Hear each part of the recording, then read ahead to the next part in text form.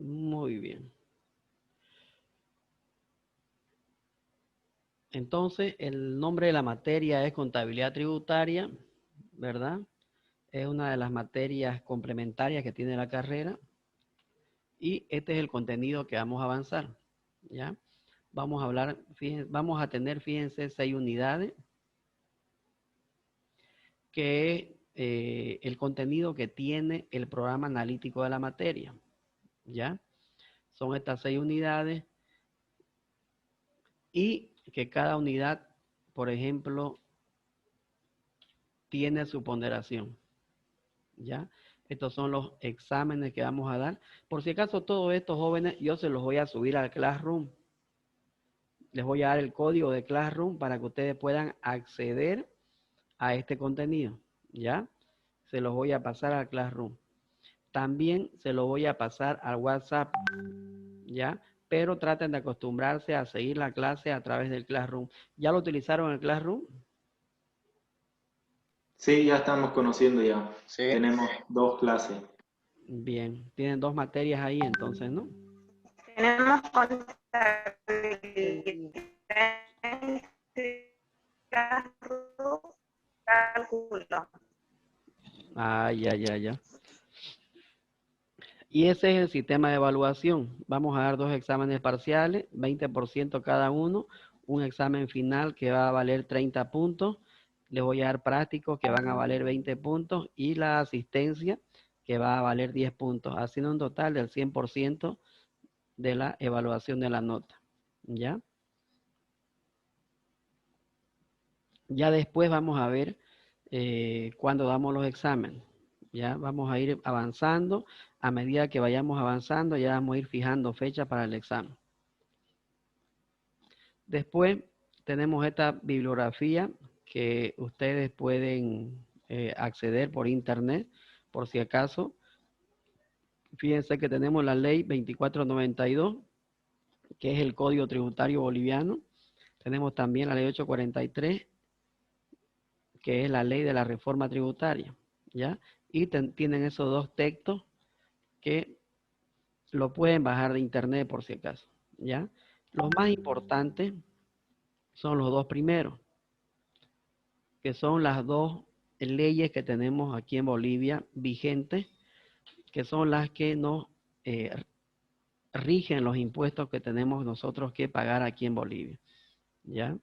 Así es que, por si acaso estas 2 leyes, yo las subí también a Classroom, ¿ya? Para que lo tengan a mano y no tengan ustedes que estar buscando o descargando del internet. Aquí lo tengo. Más bien aprovecho en pasarles el código de Classroom. Ahí está. Que alguien le saque foto y lo suba al WhatsApp para que sus demás compañeros puedan ingresar al Classroom. Ese es el código de la clase, ¿ya?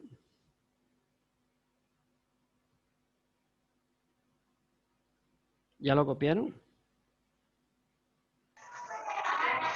Yo sí. Los demás. Ya, sí, así ya no.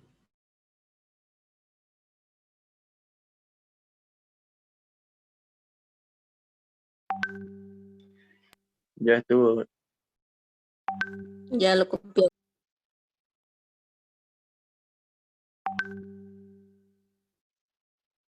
Bien.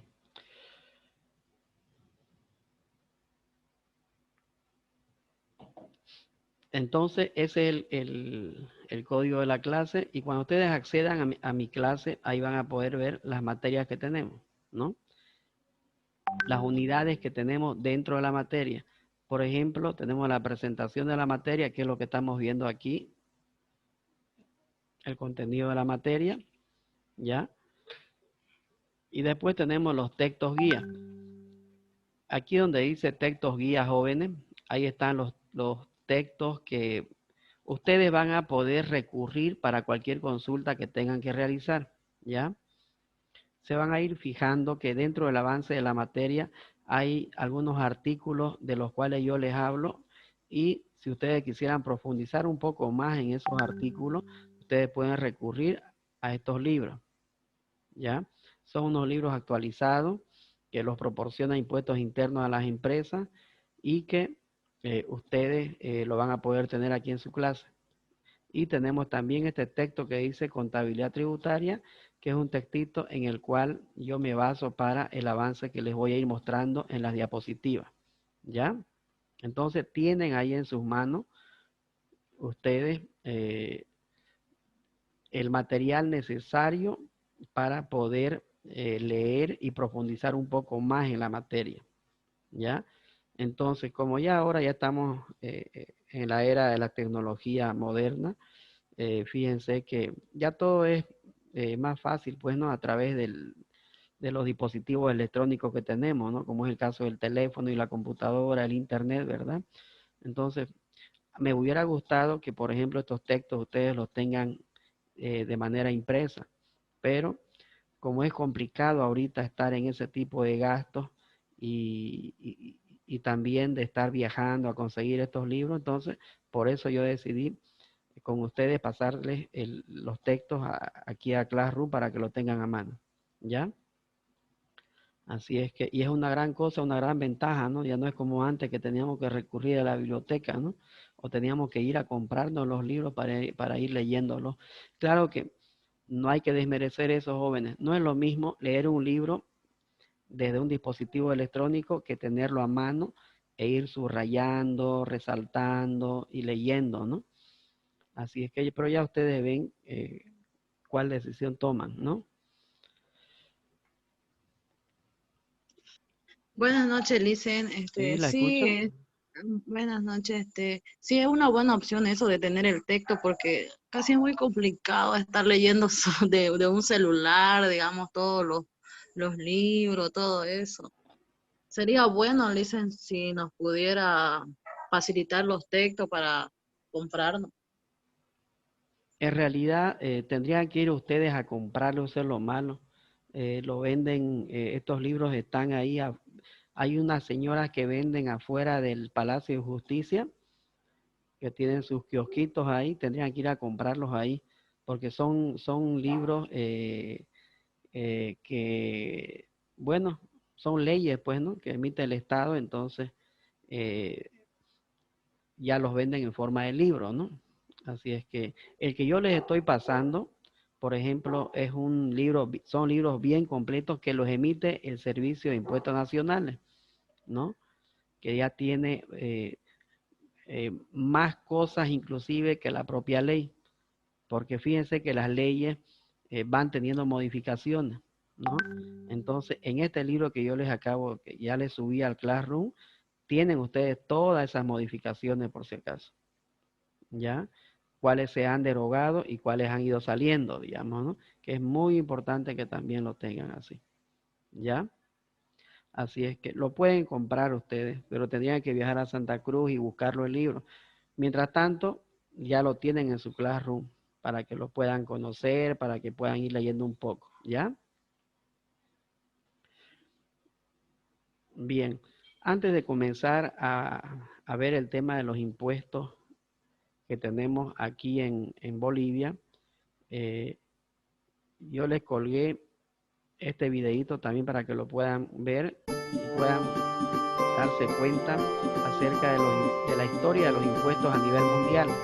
Bienvenidos a la historia de los impuestos en el mundo, vean. donde exploraremos la evolución de los tributos a través de las civilizaciones y épocas de la humanidad, divirtiéndonos con notas curiosas y memorables acontecimientos que le dieron forma a la tributación como la conocemos en la actualidad.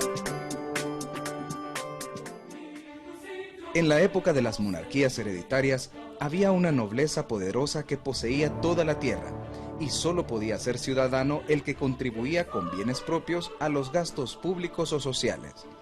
Tener o no tener derechos políticos dependía, por ejemplo, de poder mantener un caballo de guerra. Los gastos corrientes del Estado se iban cubriendo con los productos del patrimonio real, y solo en ocasiones extraordinarias se acudía a las contribuciones. La Estela de Rosetta es un documento oficial que presenta al faraón gobernante concediendo una exención de impuestos a los sacerdotes residentes.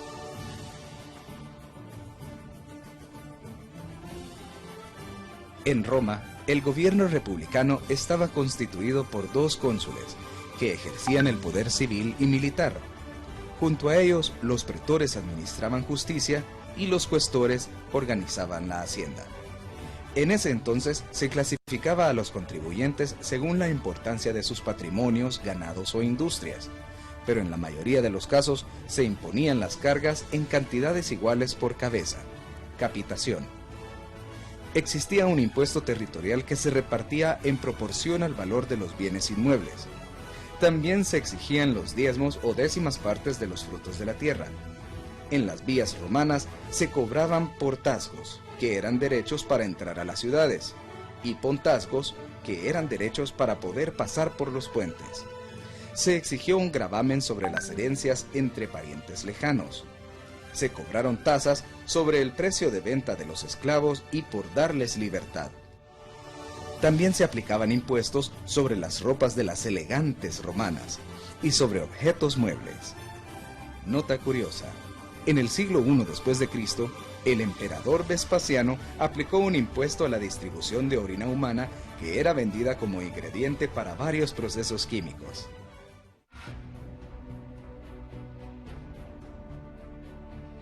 En Grecia, Pericles realizó reformas ejemplares a nivel tributario.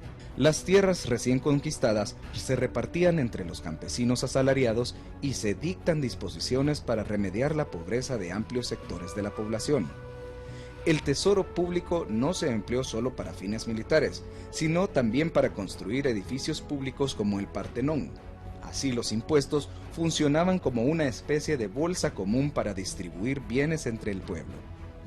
Además, Pericles decretó que ningún ciudadano debía pasar hambre o miseria, y el Estado pagaba médicos y profesores.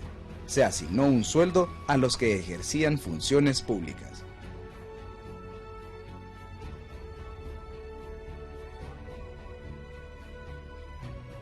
Luego de la desaparición de la autoridad y unidad de Roma, muchos hombres libres confiaban sus familias y pequeñas propiedades a un gran señor latifundista, a cambio de protección.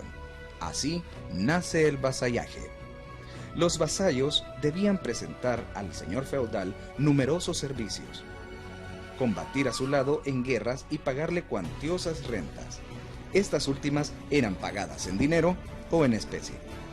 Los derechos de los feudales incluían la exención de impuestos por las explotaciones de minas, molinos, hornos, fraguas, bosques, pastos, ríos navegables, por la caza y la pesca.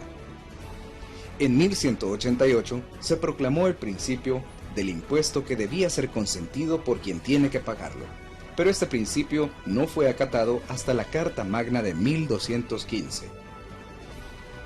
Año 1215. El rey Juan Sin Tierra, que era de Inglaterra, otorga la Carta Magna que establecía condiciones para acabar con la arbitrariedad de la corona en la institución de los impuestos. Nota curiosa: en el siglo XII, si te negabas a pelear por el rey, quien en ese entonces era Enrique I, tenías que pagar el impuesto de cobardía.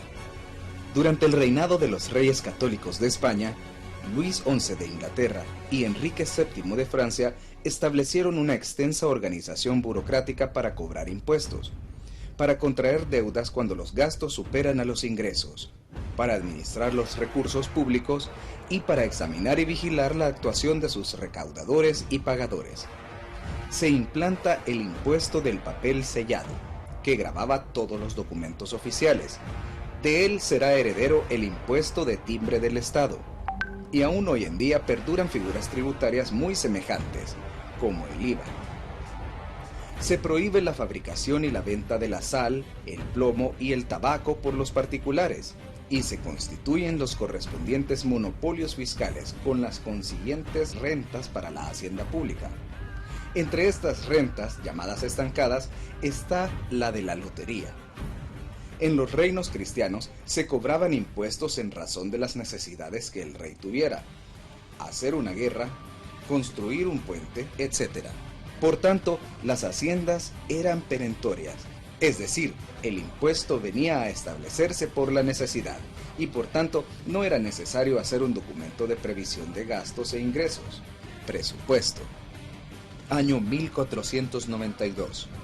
Al final de la ocupación musulmana a España, los tributos se habían diversificado. Había impuestos sobre la cosecha, sobre transacciones económicas, sobre derechos de paso, rebaños, tierras, edificaciones. Hubo dos impuestos muy importantes: los derechos de aduana, almojarifazgo, y las gabelas que se pagaban al comprar o vender algo. En Inglaterra, tras la Revolución Gloriosa, se emite la Ley de los Derechos, que separa las finanzas del reino de las finanzas de la corona. Año 1774. En Estados Unidos, en el Congreso de Filadelfia, se excluyó todo impuesto interno y externo que no tuviera consentimiento del pueblo. Declaración de Derechos de Filadelfia. Nota curiosa: en el siglo XVII, en Inglaterra, comenzó un impuesto a las ventanas, por lo que mientras más ventanas tuviera una casa, más habría que pagar. Así que la gente construía con pocas ventanas, lo que llevó a problemas de salud. Durante la Revolución Francesa se determinó que ningún impuesto podría ser cobrado sin consentimiento de la nación. Francia instituye los principios de legalidad, nulidad y universalidad previos a la emisión de impuestos. Año 1822. El primer presupuesto público es formalmente redactado en Inglaterra y el Poder Ejecutivo pasa a prestar cuentas al Legislativo que fija los impuestos.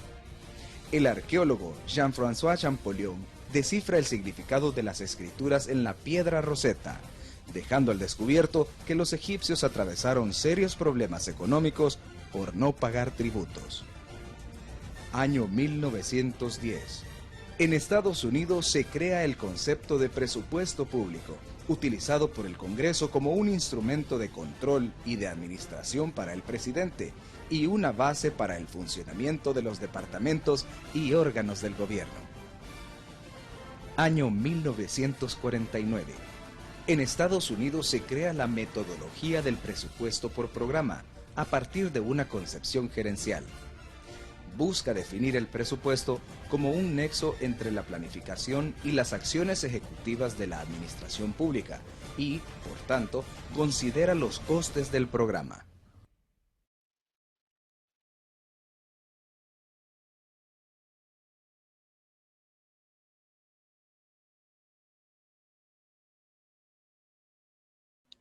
Bien, estimados jóvenes, como vieron, fíjense que los impuestos vienen, pero de hace muchísimos años atrás. No es algo nuevo que se ha venido creando, sino es algo que se ha venido repitiendo más bien desde hace muchos cientos de años atrás, ¿no? Así es que fíjense que cómo ha venido evolucionando los impuestos, ¿no? Entonces se cobraban impuestos por vender esclavos, se cobraban impuestos por darles la libertad a los esclavos. Un impuesto muy particular, por ejemplo, es el impuesto a la tenencia de ventanas en las casas, ¿no? Que fíjense que mientras más ventanas usted tenía en su casa, más impuestos tenía que pagar. Entonces, que fíjense que hay situaciones en las que hemos venido nosotros atravesando hasta la época de ahora, ¿no? Es verdad que no pagamos impuestos a las ventanas, pero sí el impuesto, por ejemplo, que es ejecutado por los gobiernos municipales, el impuesto a la propiedad de bienes inmuebles, está relacionado en algún sentido a eso, porque mientras más grande es su casa o más lujosa es su casa, más impuestos paga, digamos, ¿no? Por si acaso, eso se da hasta el día de ahora y aquí en Bolivia, específicamente en Santa Cruz, ¿no? Y en los demás departamentos del país. Entonces, no es lo mismo tener, por ejemplo, una casa con 2 cuartos que tener una casa de 3 pisos. El que tiene la casa de 3 pisos paga más impuestos, digamos, ¿no?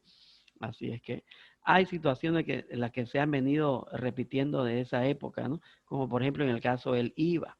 Fíjense que hasta el día de hoy nosotros seguimos pagando el IVA. Lo que pasa es que estos impuestos han sido creados en España y nosotros hasta el día de ahora, como la mayoría de nuestros impuestos han sido copiados de España, entonces hasta el día de ahora los seguimos utilizando, ¿no?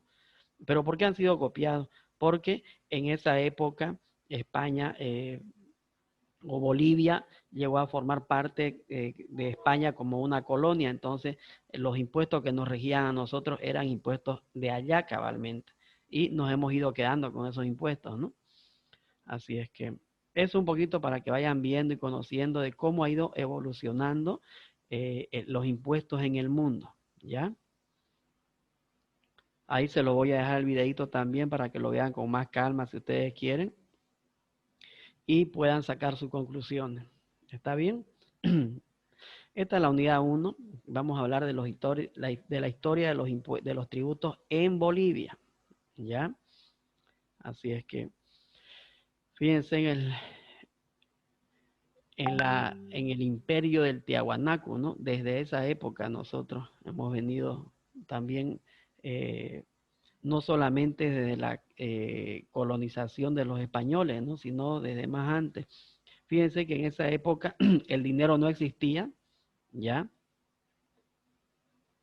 El dinero no existía, pero ya se había forjado un sentido de desarrollo común con base en el aporte comunitario para bien del imperio. El imperio del Tiahuanaco, constituido en gran parte del territorio boliviano, ¿ya? Tuvo en el tributo la forma de sostenerse económicamente, como es hasta el día de ahora, hasta la época actual, ¿no? El tributo es una forma de que nosotros como país nos sostengamos económicamente. Si no tenemos el pago de impuestos, el país tiene problemas económicos, ¿ya? El tributo en aquella época podía ser en trabajo, no como ahora que es en efectivo, ¿no? En dinero, ¿sí o no? Excepto, hay algunas excepciones que se lo puede realizar en especie, ¿ya? Pero en esa época el tributo se tenía que pagar en trabajo, en tierra, fruto. También se podía pagar en especie. ¿Y servía para qué? Para sostener al imperio y sufragar las grandes obras que el imperio haya planificado, ¿no?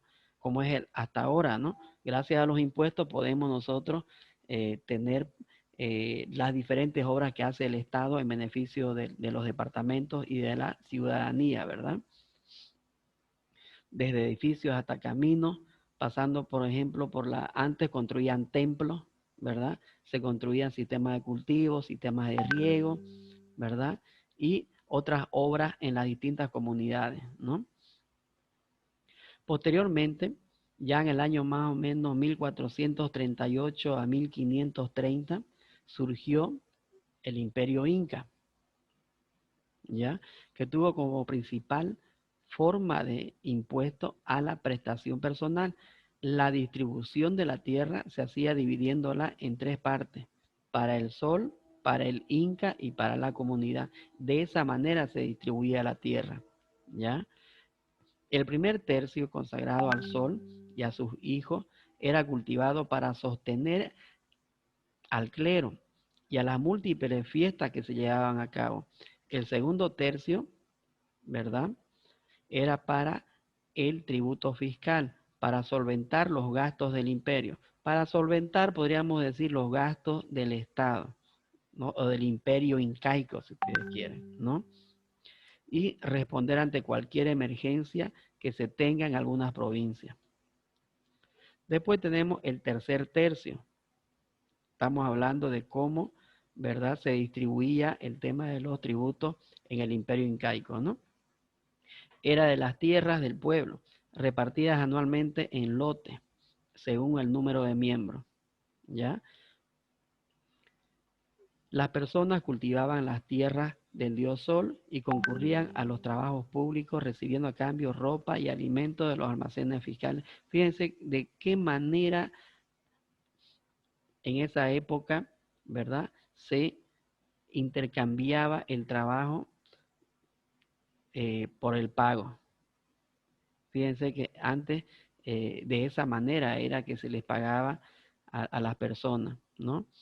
Y así han ido sucediendo distintas cosas hasta la llegada de los españoles, ¿no?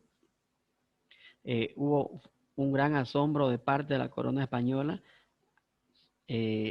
ante esta inmensa cantidad de depósitos que salían de bienes en el territorio ocupado por los incas, ¿ya? Estos bienes en poder del Estado era la riqueza más preciada, ¿no? Después, el sistema económico estaba basado en la reciprocidad, clave de todo el sistema andino, en tanto que se permitió mantener el engranaje del régimen. De no poseer grandes cantidades de bienes acumulados, el Estado no podía haber podido cubrir o hacer frente a las exigencias administrativas. Obviamente, como es hasta el día de ahora, ¿no?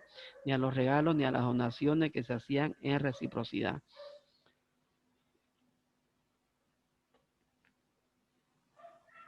El tributo se daba directamente mediante la mita y de manera indirecta mediante la minga, que hasta el día de hoy, por si acaso no, fíjense que la minga ustedes ya la han debido escuchar seguramente en de qué manera se la realiza, ¿no?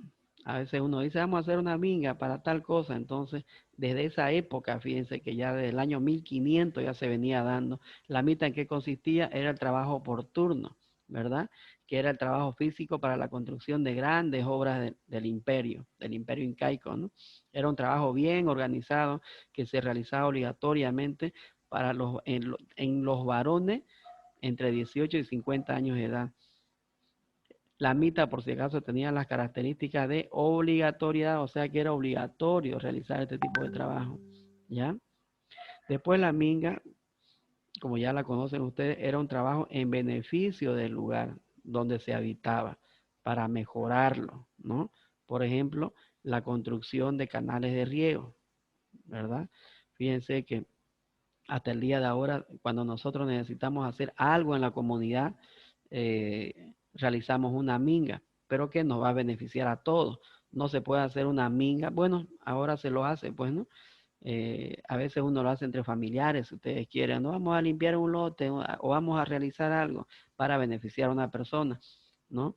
Claro que obviamente esa persona también tiene que dotarles, si ustedes quieren, de comida o de la alimentación del día, pues, ¿no?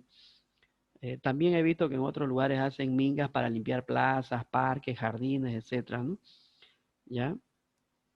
Antes, también otra modalidad de la minga que se daba era a favor de los inválidos, que es correcto, ¿no? Ahí sí se justifica, ¿no? De las viudas, de los menores huérfanos, de los enfermos, de los ancianos, que se daba y que yo lo veo bien, digamos, ¿no? Después tenemos los impuestos para España.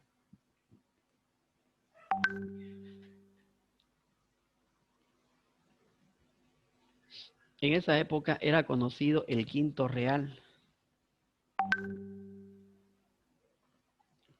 ya que era una primera instancia que fue aplicado a los metales preciosos provenientes del tesoro de los incas, ¿no? Con posterioridad, este impuesto fue transferido a la producción de minerales de distintas especies, como también a los tesoros hallados. El quinto o el 20% del total procedió de la explotación del oro y de la plata, y que le dio mayores ingresos a la corona española. Obviamente, pues, ¿no? Como ustedes ya lo han visto en el colegio, ¿verdad? Los españoles vinieron a explotar nuestros recursos naturales no renovables de nosotros, ¿no? Después, en 1535,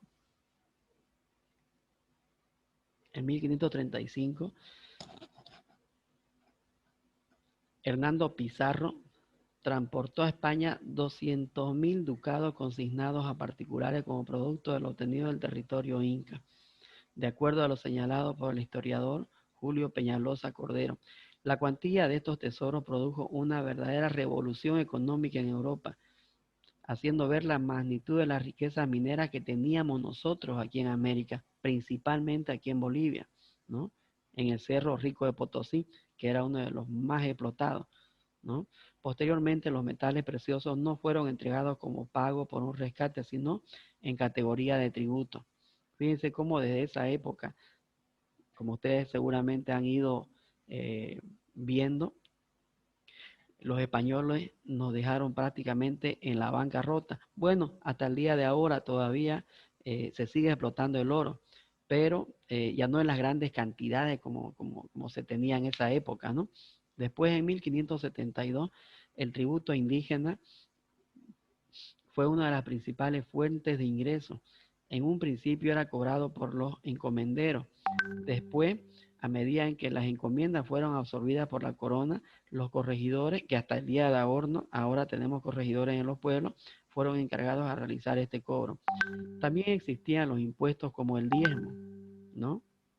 Que fue un impuesto establecido a favor de la iglesia y del cual la corona tomaba parte también, ¿no? El impuesto, bueno, el diezmo hasta el día de ahora también, fíjense que se sigue realizando en las iglesias, ¿verdad? Pero que no es de manera obligatoria, ¿no? A diferencia de la época que estaban los españoles, que sí era obligatorio, que el ciudadano tenía que otorgar el 10% de lo que ganaba a favor de la iglesia, pero que después ese diezmo también la corona española hacía uso de ese diezmo, ¿no? Después tenemos el impuesto al comercio, era la alcálaba, que se aplicaba al contrato de compra y venta y era pagada por el vendedor sobre el precio de toda mercadería, como es ahora, ¿no? El impuesto, nosotros que tenemos igual cuando realizamos cualquier venta pagamos el impuesto a la transacción y el débito fiscal, ¿verdad? Que se aplica a cualquier tipo de servicio que realicemos de compra y venta, ¿no? Y en esa época era pagada por el vendedor como es ahora, ¿no? Después tenemos el almojarifazgo. Era un derecho que se cobraba sobre las mercaderías importadas desde España, por si acaso, ¿no? Y nos cobraban el 5% del valor, ¿no? Casi todos los cargos eran comprables, por ello se hablaba de la venta de empleo u oficio, ¿no? Bueno, seguramente hasta ahora los que ya trabajan seguramente han ido viendo esa situación que se da, bueno, pero que ahora no es correcto, ¿no? Hay todavía la venta de cargos, ¿no? Que se da a veces en las alcaldías, en las prefecturas y en otros lugares, ¿verdad? Y que se suele seguir haciendo, pues, ¿no? Pero que no se debe, porque son delitos, no podemos vender los cargos, pero fíjense que en esa época estaba muy de moda, ¿no? Y en base a este sistema, las autoridades que habían pagado por su cargo se daban formas para sacar de su cargo que ellos tenían la mayor cantidad posible de dinero. Fíjense cómo se manejaba antes, ¿no? Porque compraban cargos ejecutivos o gerenciales, si ustedes quieren, ¿no?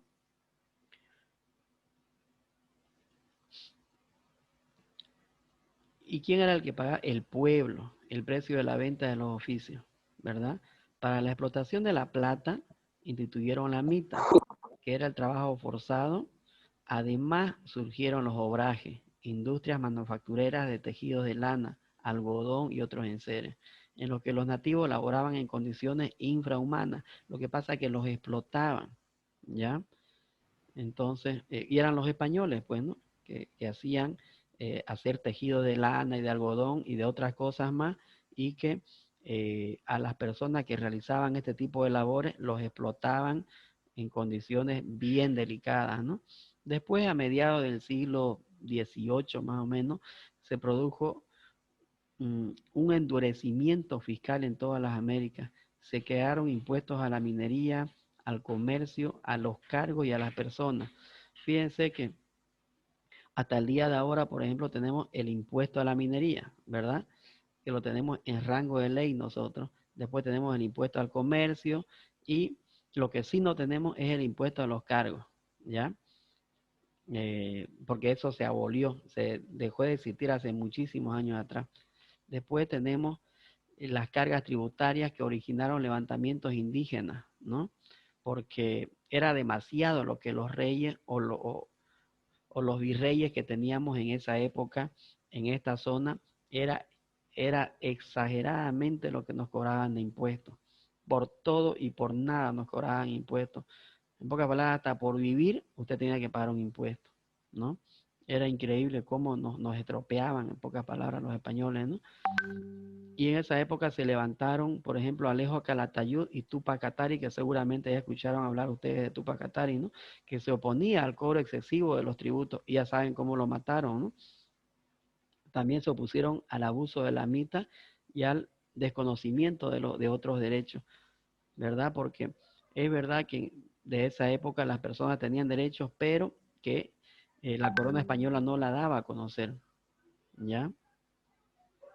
Después, en 1809, fíjense que ya estamos avanzando en el transcurso del tiempo, en 1809 hubo una revolución paceña, el 16 de julio, ¿no? Que se planteaba la suspensión de las alcábalas y la suspensión del envío de dinero por concepto de tributos al Virreinato de La Plata. Entonces, fíjense que antes que venga Simón Bolívar, en 1825, ya una junta organizada por el Departamento de La Paz ya se había sublevado, ¿no? Ya se habían opuesto a los diferentes sistemas de pago de tributos que tenía la corona española hacia nosotros, ¿ya? Después tenemos los primeros impuestos en Bolivia, ¿no? Que ya se dio en el año 1825, ¿verdad? Fue cuando vino el comandante general en jefe, ¿no?, de las Fuerzas Armadas, Simón, ¿cómo se llamaba? Simón Bolívar, ¿no? De la Sí, Santísima sí. Trinidad, Casa y Palacio, 80 nombres tenía, ¿no? Fíjense cómo Simón Bolívar fue una persona tan interesante que hasta el día de hoy no se ha encontrado otra persona con esos ideales que él tenía. Y no solamente porque haya venido a libertar los distintos países, ¿no? Comenzando por Venezuela, que era de donde él había nacido, ¿no? Que después fue expulsado, por si acaso. Fíjense cómo Simón Bolívar, de ser una persona que tenía muchísimo dinero, por si acaso él estaba en contra de la esclavitud, pero por su familia de él, que era bien adinerada, era el que tenía más esclavos, por si acaso, ¿ya? Entonces, fíjense que a pesar de eso, como él estaba en contra de eso, en contra de lo que hacía su propia familia, ¿verdad? Él vio de la forma como se lo trataba a los esclavos. Entonces, él quiso levantarse en contra de eso, ¿ya? Obviamente que para eso se tuvo que preparar, tuvo que estudiar, su familia lo mandó a Europa a estudiar a las mejores escuelas de Europa y lo preparó. Él mismo decidió escoger ese camino desde jovencito, cuando ya tenía 18 años, él ya estaba con esa idea, ¿verdad? ¿Por qué? Porque en esa época la corona española gobernaba en todo el territorio de Sudamérica. Entonces, él no estaba de acuerdo con eso, a pesar que él también vivió y convivió con esclavos, porque su familia era de los que más esclavos tenía. Entonces, eran multimillonarios, podríamos decir. Entonces, fíjense que cómo él, a medida que fue pasando el tiempo, empezó a luchar a favor de su ideología que él tenía, que era de sacar la corona española de aquí, de este sector de América. Entonces, él, fíjense que empezó con mucho dinero y después, como siempre, tuvo muchas traiciones y fue quedando sin dinero. Ustedes saben que para llevar a cabo una guerra, no sé si ya les han dicho, para llevar a cabo una guerra con mucho dinero. No es tanto con el corazón o con el pensamiento o la ideología que uno quiera tener, es con dinero, jóvenes. Y en esa época Simón Bolívar tenía muchísimo dinero, ¿ya? Entonces, utilizó todos los recursos que hubiera podido tener, hasta el punto extremo de quedar sin dinero. A medida que pasó el tiempo, fue libertando diferentes países antes de llegar inclusive aquí a Sudamérica, perdón, a Bolivia. Él fue quedando sin dinero. Después, a medida que fue dejando Venezuela, pasó por Colombia, pasó por Ecuador, pasó por Perú, fíjense que él se fue quedando sin recursos. Y como él tenía que estar mucho tiempo fuera de su país, fuera de su familia, ¿verdad? Fíjense que producto de eso, las personas que él dejaba a cargo de esos países, porque ya los habían expulsado los españoles, pero las personas que él dejaba a cargo de los países que él ya había ido libertando, ¿verdad? Lo iban traicionando. Entonces, fíjense cómo es la política, ¿no? Lo iban traicionando, cosas que después, por último, cabalmente él cuando estaba en Perú, fíjense que le llegó una carta que le habían mandado hace 6 meses atrás, porque ese tiempo tardaba más o menos de llegar una carta desde Venezuela hasta Perú, porque él estaba en plena guerra en Perú ya por entrar a Bolivia. Fíjense que le llegó una carta diciéndole de que él estaba expulsado de su propio país.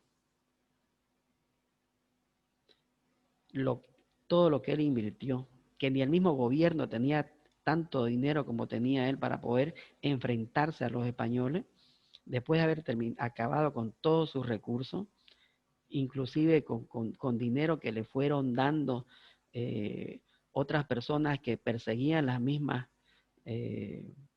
cosas que él quería, entonces lo expulsaron de su país. Él tenía prohibido volver a su país. Mataron a sus familiares, les quitaron sus tierras, todo lo que él tenía, él tenía muchísima tierra. ¿Mm? Él sembraba, era agricultor, producía café, producía azúcar. Entonces le fueron quitando todo. Por último le dijeron que si él volvía a Venezuela lo iban a matar, ¿no? Entonces se le fueron poniendo en contra de él. Así es que él trató de arreglar ese tipo de situaciones mandándolo en esa época, ya estaba José Antonio de Sucre, para que solucione el problema que él tenía en Venezuela y en Colombia, donde tampoco le fue bien. Perdón. Así es que, por eso dicen de que Simón Bolívar fue una de las personas que sí luchó con el corazón en beneficio de todos estos pueblos, ¿no? No luchó por dinero, porque él sí tenía dinero y más bien él invirtió todo su dinero, arriesgó toda su familia, mataron a toda su gente que él tenía, ¿no? Y le quitaron todas sus propiedades que tenía. Todo su dinero del banco se lo confiscó el Estado de Venezuela en beneficio del Estado. ¿Mm? Y bueno, cuando ya llegó a Bolivia en 1825, él fue bien recibido. Ellos por si acaso andaban a caballo, ¿no? No piensen que en esa época había tren, todavía no había. Era a punta de caballo, a pie, con abarcas, con botas, con lo que podían. Y por si acaso en esa época ya habían quedado sin dinero, sin armamento, entonces ya sus guerras de ellos eran con lanzas, con cuchillos y con todo lo que podían, ¿no? De todo lo que habían ido aprendiendo sus soldados en el transcurso de toda su trayectoria que tuvieron que cruzar desde allá, desde Venezuela, ¿no? Y en cada país, por si acaso, que ellos iban libertando, que al país que iban llegando, se atravesaban con un muro de obstáculos, pero que todos los fueron pasando, ¿no? Y no los iban pasando bien, por si acaso, ¿no? Era increíble cómo ellos tenían que luchar, tenían que pelear, no tenían para dormir, no tenían para comer. Peor cuando llegaron aquí a Bolivia, se morían de frío. ¿M? Algunos soldados con los pies descalzos. Ellos no estaban preparados porque allá en Venezuela es trópico. ¿M? Hace un calor infernal y en este sector no. Entonces mucha gente, muchos soldados de él que ya tenían mucha experiencia en este tipo de combate, fueron muriendo a causa del frío, a causa de todos los obstáculos que fueron atravesando. Tuvieron que atravesar serranías, montes, tuvieron que atravesar aguas, lagos, todo lo que ustedes quieran para llegar a este sector, ¿no? Y bueno, cuando llegó a Bolivia fue bien recibido. También tuvieron varias luchas con otros aliados que tuvo de Argentina, y tuvo traiciones también como en todo lado, ¿no? Aliados que supuestamente lo iban a apoyar, que al final se apoyaron al otro lado, apoyaron a la corona española. Entonces tuvo muchos riesgos de muerte, así es que después estuvo bastante tiempo en Bolivia y tuvo, por si acaso, Simón Bolívar un hijo, ¿no? Que dicen, por ejemplo, que Simón Bolívar nunca tuvo un hijo. Es verdad, en su esposa que él tuvo en Venezuela no tuvo hijo, ¿ya? Pero como él andaba de país en país, se lo consideraba un hombre mujeriego, ¿no? Porque andaba mucho tiempo en diferentes lugares, entonces habían personas que lo seguían a él, entre medio habían muchas mujeres, y había mujeres, bueno, enamoradizas, bueno, que le gustaba su lucha que él estaba persiguiendo, entonces tuvo bastantes mujeres, como dicen los libros, pero el único hijo que tuvo fue aquí en Bolivia. Así es que, y de ese hijo hay una descendencia que solo se tiene aquí en Bolivia, por si acaso, ¿no? Debido a todo eso, le puso su nombre, Simón Bolívar, a Bolivia. ¿Se dan cuenta? Y ya después sufrieron, el nombre de Bolivia sufrieron diferentes cambios, pero fíjense que él decía que Bolivia era su hija predilecta, digamos, ¿no?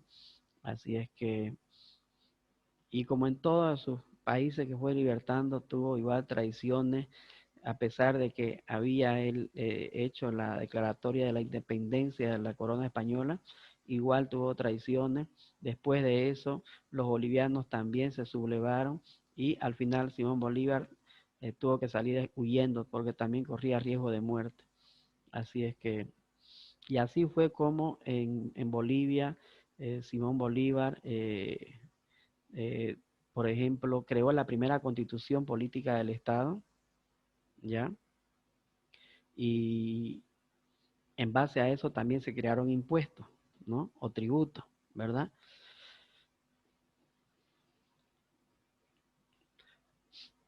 Como por ejemplo tenemos el impuesto al salitre, ¿no?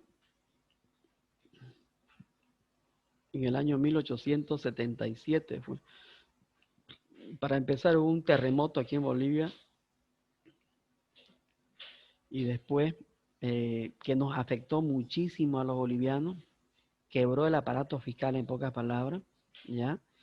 Los recursos estaban desamparados, no teníamos recursos y se tuvo que establecer distintos impuestos, ¿no? Por si acaso Bolivia llegaba hasta el litoral, pues, ¿no? Para que se acuerden un poco de la historia de Bolivia. Entonces, fíjense que pertenecía a Bolivia, que fueron los que nos quitaron los chilenos, y como teníamos ese acceso nosotros al mar, hubo un terremoto que nos dejó prácticamente deshecho como país, y fue ahí que ya Bolivia tuvo que establecer algunos tipos de impuestos. Empezó con los impuestos a los recursos naturales, ¿no? Empezó con el impuesto al salitre, que se tenía que pagar 10 centavos al quintal del salitre, ¿ya? Pero Chile, como eran los que realizaban este comercio, argumentó de que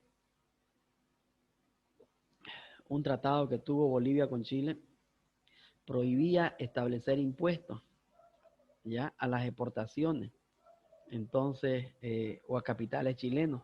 Y fíjense que ese fue su punto de discusión para que empecemos con la guerra, ¿ya? ¿Por qué? Porque el cobro de los impuestos al salitre que estaba cobrando Bolivia no se trataba de recursos o de capitales chilenos, sino de capitales ingleses. Entonces, fíjense, pero Chile argumentó de que no eran capitales chilenos y que por lo tanto, en base al tratado que hubo en 1874, Bolivia no podía cobrar impuestos sobre los capitales chilenos que se ejecuten dentro de Bolivia. Entonces, ese fue un motivo para que Chile tenga que declararnos la guerra, ¿no?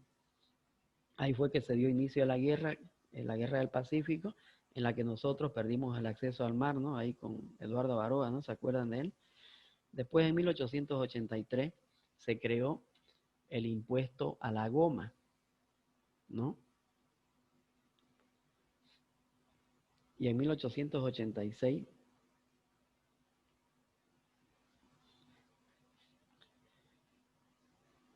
en 1889 se fundó Puerto Alonso sobre el río Acre, estableciendo un puesto de cobranza para recaudar el impuesto, ¿ya? El impuesto a la goma que se había creado en 1883. Y este impuesto que creó Bolivia, ¿verdad?, fue utilizado como pretexto por Brasil para el conflicto o para la guerra que tuvimos con el Acre, ¿no? En la que perdimos el Acre, ¿no? Así que fíjense que empezamos con Chile, ¿verdad?, en 1878, después en 1883, perdón, en 1899, después de haber 10, 20 años, otra guerra con Brasil, ¿verdad? ¿Por qué motivo? Por querer salir adelante como país. Estábamos en todo nuestro derecho, ¿no?, de querer cobrar impuestos por la explotación de nuestros recursos naturales. ¿Mm? Así es que después, la última parte del siglo XIX fue sin duda uno de los momentos más conflictivos de la historia de Bolivia, debido a que tuvimos bastantes gobiernos, ¿no?, y bastante rivalidad también, ¿no?, entre los diferentes departamentos del país, ya que, por ejemplo, Bolivia se fundó en Sucre y después La Paz era uno de los departamentos más importantes que contribuían al Estado, y en esa época, ¿no? En cambio, Sucre no, Sucre siempre estuvo relegado. Así es que fue un argumento para que la sede de gobierno se trasladara a La Paz, y así tuvimos una diversidad de problemas y cambio de gobierno, de golpes de guerra, gobiernos militares, ¿no?, golpe de Estado, perdón. Así es que tuvimos un siglo completamente complicado, ¿no? Así es que después, a principios de 1899, ¿alguna pregunta, jóvenes? Y es ahí cuando ya vemos lo que ya es el nacimiento de la reforma tributaria, ¿no? En 1918.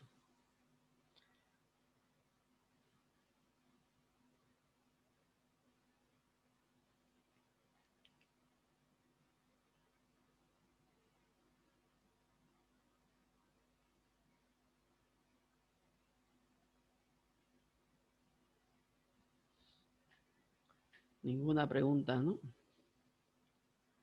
Fíjense que en 1918, a través del decreto del 19 de marzo de 1919, la Dirección de Renta, Alcoholes e Impuestos Internos se encargaba de la recaudación de patentes mineras y de los impuestos sobre las utilidades baldías, de las tierras baldías, levantamiento de planos, etcétera, ¿no?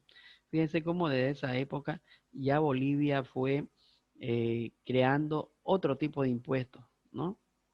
Así es que, y es de esa manera que ya también se empezó a realizar la emisión por primera vez de la factura, etcétera, ¿no?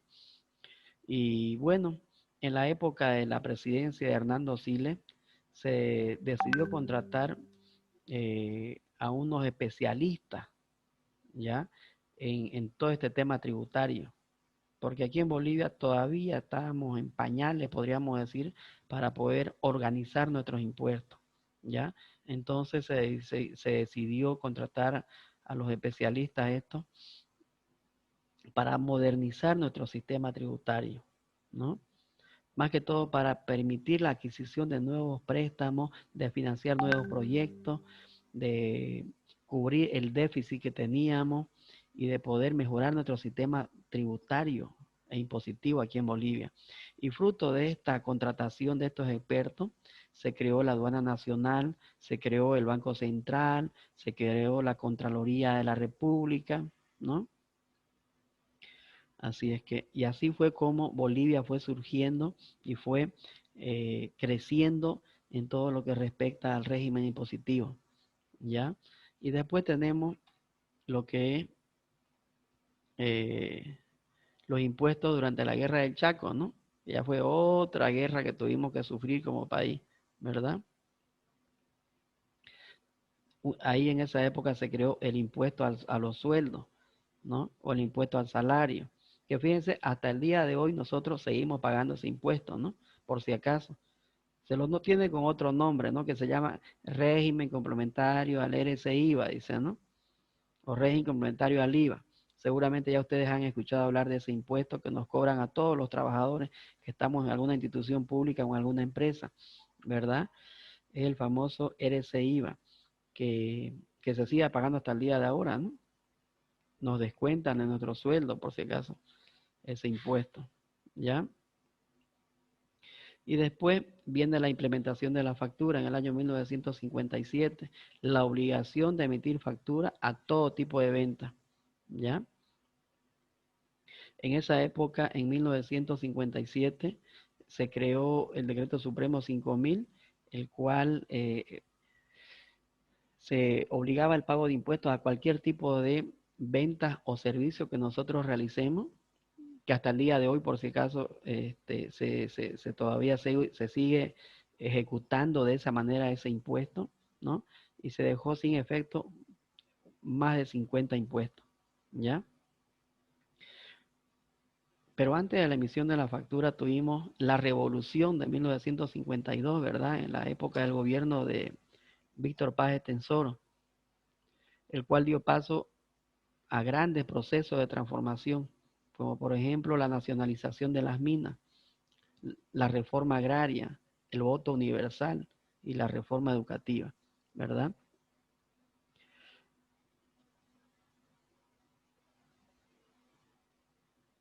Bien.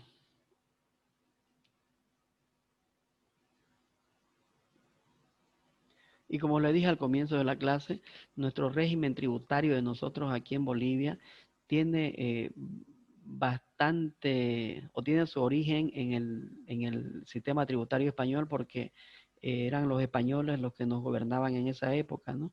Así es que hemos quedado nosotros con bastantes recuerdos, podríamos decir, de ellos, ¿no? Así es que ya después, en 1970, se creó el primer código tributario, que me imagino que ya ustedes han escuchado hablar de la ley 2492, que es el código tributario boliviano, que es el que nos establece nuestros derechos y nuestras obligaciones que tenemos como contribuyentes o como personas naturales, ¿verdad? Eh, Respecto al impuesto con el Estado, ¿ya? Así que eso sí lo vamos a ver la siguiente clase para que puedan ustedes conocer y puedan ir interiorizándose aún más en este campo de lo que es el régimen tributario boliviano. Así que jóvenes, lo que vimos hoy día solamente es un pequeño bosquejo de un poco de la historia de los impuestos en el mundo y en Bolivia. Y han ido viendo ustedes de cómo Bolivia ha ido creando diferentes impuestos, y producto de eso también ha tenido una diversidad de problemas, ¿verdad? Pero que gracias a Dios hasta el día de hoy estamos bien como país, nos hemos mantenido y no estamos, ¿no? No estamos peor, se podría decir, como está Venezuela, como están otros países, ¿no? Así es que hemos tenido una diversidad de problemas, cambios de gobierno, más bien nos liberamos de la corona española, y así una diversidad de cosas que hemos atravesado. Por eso que decían que Bolivia era un país del tercer mundo, un país subdesarrollado. Es verdad, porque hemos sufrido bastante, pero que gracias a Dios estamos bien como país. Es un país que es muy prometedor, que tiene bien organizado su sistema impositivo, su sistema tributario, su sistema económico. Así es que, y obviamente que tiene que mejorar más, ¿no? Tenemos que pensar de esa manera positivamente todos nosotros, ¿no? Y más aún ustedes que están estudiando, que son jóvenes y que tienen muchísimo futuro por delante, ¿no? Así es que en eso vamos a quedar, jóvenes, en esta clase. A ver, espero que hayan comprendido y hayan les haya gustado el pequeño bosquejo que les hice y de que, bueno, cualquier duda que tengan me preguntan y por si acaso, si desean revisar la clase de qué es lo que hemos hablado, la clase fue grabada, la voy a subir a mi canal de YouTube, se lo voy a subir también a Classroom y se lo voy a subir al WhatsApp para que le den una repasada a los que no pudieron entrar y los que estuvieron en la clase, si no entendieron algo, también para que lo puedan revisar, ¿ya? Así es que vamos a quedar en esos jóvenes y conmigo nos vemos el sábado que viene a las 7 en punto de la noche. ¿Está bien? Sí, licenciado. Dicen, mande su enlace de su canal de YouTube. Ya se los voy a pasar en este mismo A momento. Classroom, dice. Listo, dice Ahora al o grupo. mañana lo va. Sí, Y de hoy día Classroom mismo. también. Hoy día mismo se los voy a Gracias, pasar Lucy. al Classroom y se lo voy a subir a YouTube para que puedan entrar a mi canal y puedan ver el video. Y también lo voy a subir a Classroom. ¿Ya? Le vamos a dar like a Listo, bomba. listo, jóvenes. Bien, bien, excelente. Bueno, quedamos en eso Muchas entonces. gracias, Lisa. Que les vaya bien, ya, se cuidan. Listo, gracias. Gracias, Lisa. Chao, jóvenes. Gracias, Lice. Ok, Gracias, chao, Que chao. le vaya bien. Gracias. Hasta luego, Lisa. Hasta luego, Listo, a hasta la luego. plaza.